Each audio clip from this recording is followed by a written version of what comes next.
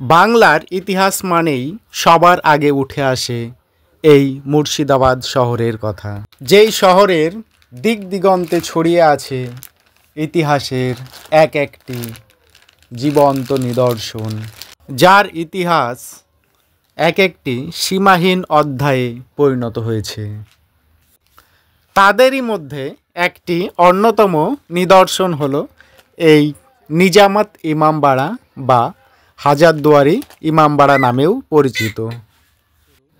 এই ইমামবাড়ার প্রথম কাঠামো তৈরি হয়েছিল নবাব সিরাজদৌল্লা কর্তৃক 1740 খ্রিস্টাব্দে, কিন্তু দুঃখজনকভাবে 1842 ও 1846 খ্রিস্টাব্দে কয়েকটি অগ্নিকাণ্ডের কারণে এই ইমামবাড়ার ব্যাপকভাবে ক্ষতি সাধন হয়। লক্ষ লক্ষ টাকার সম্পদ ধ্বংস হয়ে যাওয়ার পরেও নবাবরা হাল ছেড়ে দেননি।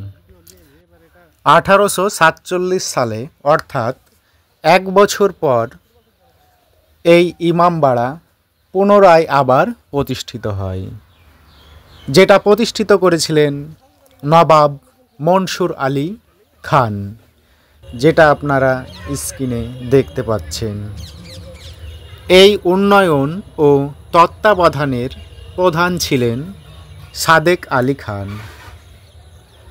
এই ইমামবাড়ার স্থাপত্য ও ধরন ছিল ইন্দো ইসলামিক কালচারকে অনুসরণ করে, যেটি আকারে ছিল 680 ফুট দৈর্ঘ্য। এই ইমামবাড়াকে দিক নির্দেশনায় 3 ভাগে ভাগ করা যায়: পূর্ব ভাগ, পশ্চিম ভাগ এবং মধ্যভাগ। এই ইমামবাড়ার 4 সাইডে টোটাল বড় বড় 5টি দরজার সন্ধান পাওয়া যায়।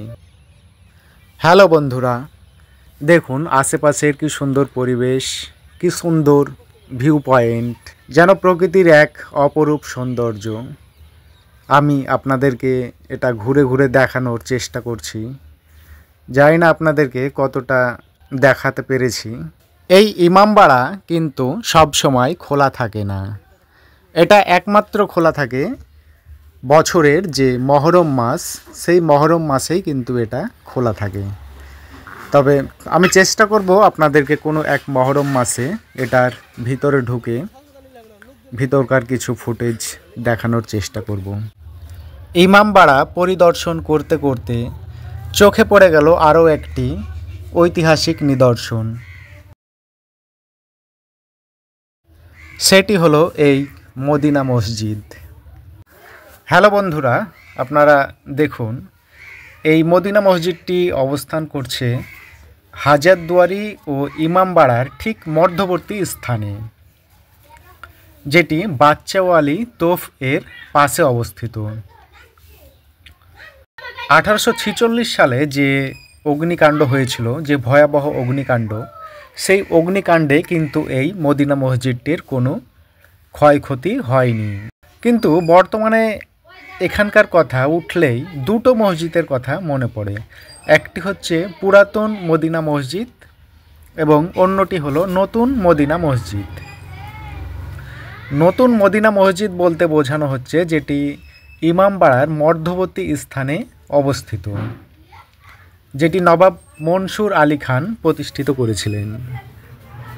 আর এই বাইরে যে আপনারা যেটা দেখতে পাচ্ছেন, যেই মদিনা মসজিদটি, এটা এখন বর্তমানে পুরাতন মদিনা মসজিদ নামেই পরিচিত।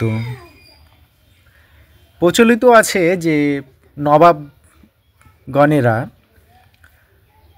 মদিনা থেকে মাটি এনে এই মসজিদ নির্মাণের ভিত্তি প্রস্তুরে দিয়েছিলেন। অ্যাকচুয়ালি বলা যায় মদিনা থেকে মাটি এনেছিলেন এই মসজিদের ভিত্তিপ্রস্তর স্থাপন করার জন্য, এবং এই জন্যই এটা স্থাপন করা হয়েছিল যে অনেক মুসলিম সম্প্রদায় যারা মক্কা গিয়ে, মদিনা গিয়ে যাদের হজ করার মতো সামর্থ্য থাকে না, তারা কিন্তু এখান থেকেই জানে তাদের মনের আশা আকাঙ্ক্ষা পূরণ হয়। সেই উদ্দেশ্যেই কিন্তু নবাবরা এই মদিনা মসজিদটি বানিয়েছিলেন, যাতে তাদের অল্প খরচের মাধ্যমে তাদের যে মনের আশা আকাঙ্ক্ষা পূরণ হয়। তো দেখুন কি সুন্দরভাবে কিন্তু সেটা আজও অক্ষত রয়েছে, যেটা 1846 সালের যে ভয়াবহ অগ্নিকাণ্ড, সেই অগ্নিকাণ্ডেও কিন্তু এর কোনো ক্ষয়ক্ষতি হয়নি।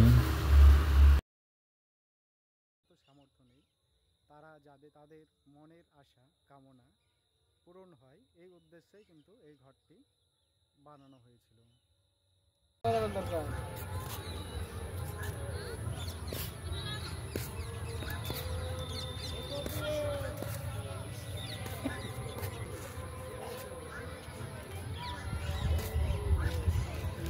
তো হ্যালো বন্ধুরা, আমাদের কিন্তু ইমামবাড়া ও মদিনা মসজিদ সমস্ত কিছু কিন্তু ঘুরে দেখা হয়ে গেল।